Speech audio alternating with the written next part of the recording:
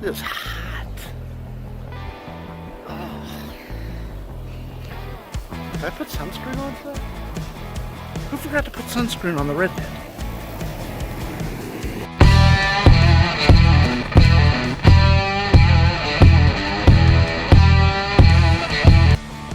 So even though I have a background in television and production, I don't script this.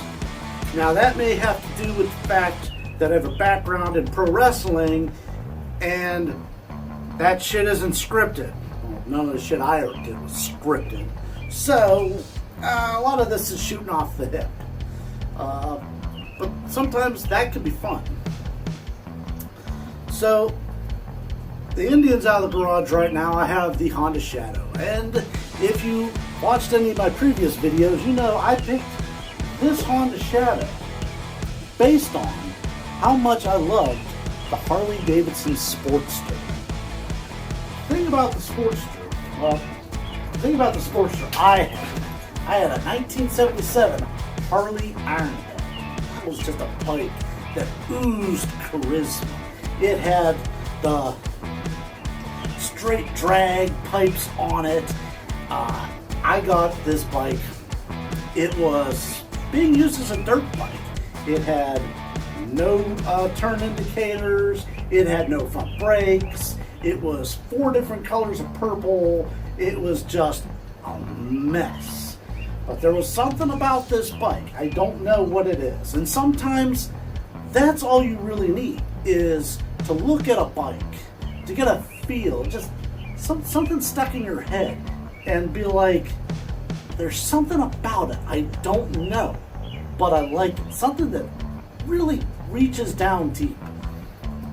If you're mechanically inclined, if you're a biker, sometimes it's anything, you know what it is.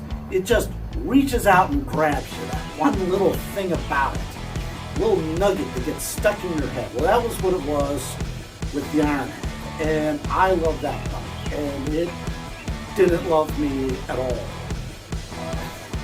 It always needed work. The first thing I did was I took most of it apart. I put indicators on it and tried to get it running, and the oil tank sat right here, like right here. This thigh sat on top of the oil tank, and that's where you changed it. It had a lid right here.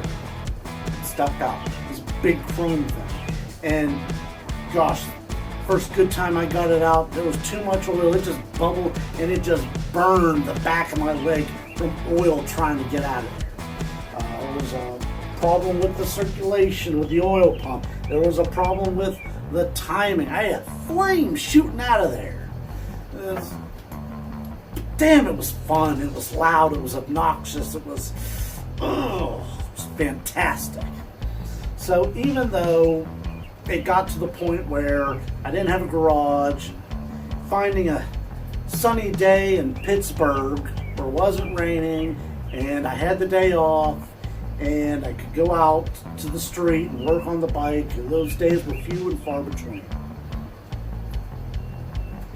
So I was convinced to sell it, and I got a good amount. I was convinced to sell her and buy a pool. I don't think I used that pool one time the last year I lived in that house. So, fuck. I really would have loved to have the Iron. I just put everything that I had, that thing torn down, rebuilt, repainted, new chrome covers everywhere. She was just fucking beautiful, you know. Sort of thing just can't get away from it, you know. And that's one of the reasons why the Honda Shadow is kind of like the Sportster. It's the Honda version of the Sportster.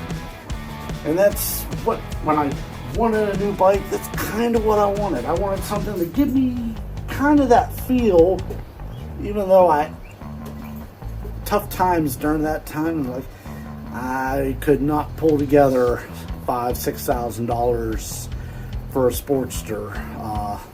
Not like that, but I could pull together $3,000 for the Honda Shadow, and she's been really good to me. She has. Couple changes here and there. Changed out the back tail light. Instead of having that little loopy end, it's got a slim tail light on it. So now I find myself in a different boat now, years later. She's a good girl, got the Indian, she takes me everywhere I need to go. So maybe, look for a bar hopper. Can the Shadow be a bar hopper? Absolutely. But I don't feel it with her. I like her, but I don't know if I feel it with her. I don't know. Maybe I'll hold on to her, or maybe I'll sell her to finance the next project. I don't know. Well, what is the next project? Well, I keep thinking I'm going to get another Ironhead. There's just something about it. And maybe something that doesn't need all that much work. That's one side of thinking. The other side is thinking, get a basket case, put it together, make it a monster, build this fucking beast that's going to go roaring up and down, I'm not taking it all the way across state. I'll take it across town, sure enough. It'll be awesome. So I'm thinking something more around the 80s version, so I can get, a custom ignition module on it, electronic on it instead of points. Because points drove me mad. Points left me on the side of the road way too often. But that was the good thing about having that bike. That bike taught me so much about working on bikes. Because you had to. I mean, you literally had to.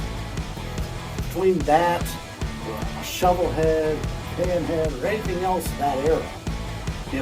Before these modern bikes with their, fuel injection, super tuners, and everything else. Yeah. Just check your wires. You had gas, air, spark, you were good to go.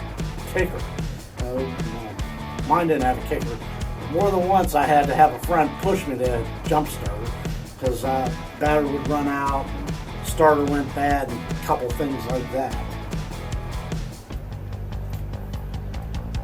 But then a nugget gets trapped in your head. Sometimes you see something and it makes you think and you don't know why.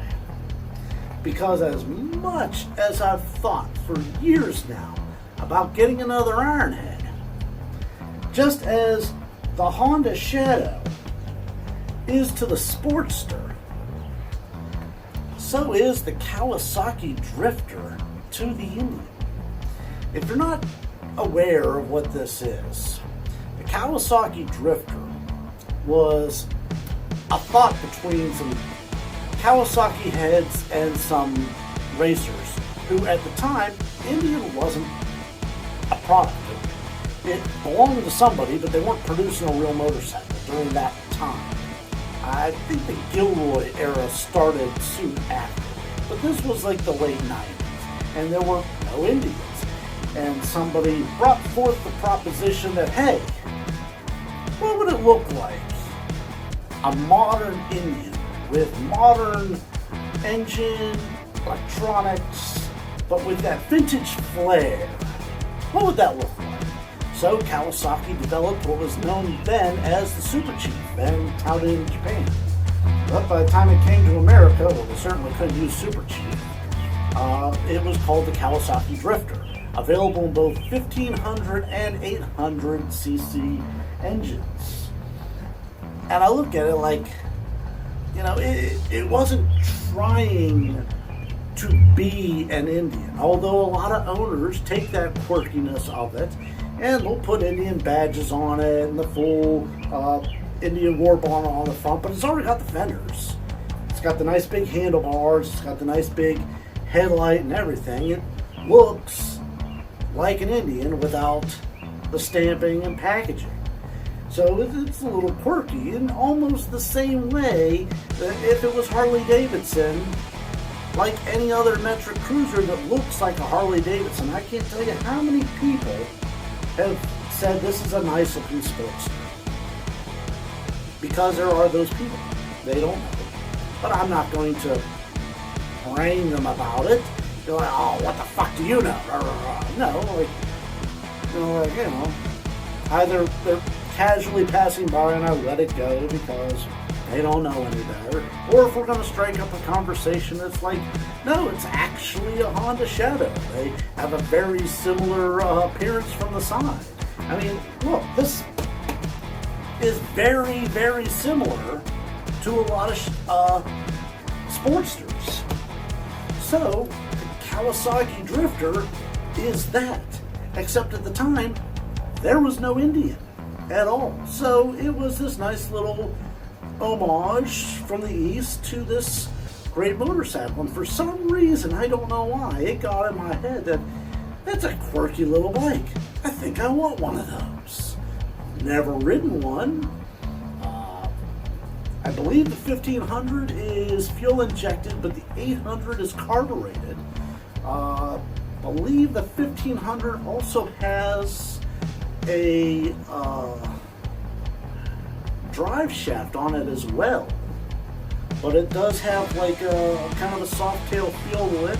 But I think the 800 had the shocks. I've seen various versions where they're kind of like interchanged, and it's hard to tell sometimes. But I've seen some very interesting Kawasaki drifters. And I'm thinking, wow, if that isn't like some hipster thing or whatever, should have made that list by Shade Tree Surgeon. But, now, just think about the Honda Shadow is the Harley Davidson Sportster, as the Kawasaki Drifter is the Indian Chief. Except that there was no Indian Chief at that time. And that's kind of like that little quirkiness. Kind of like the little thing that drives you whenever you get those little nuggets in there. You get one out on the road, and you find more little nuggets. And that's kind of basically what's happened in this whole shop. It's just full of little nuggets that I couldn't get out of my head that I've had to just kind of wiggle out there and put on the bench and work on. But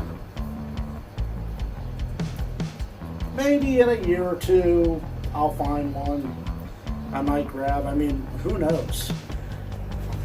In 2018, I looked at an Indian Dark Horse and said, one day when all my bills are paid, I'm going to have one of those.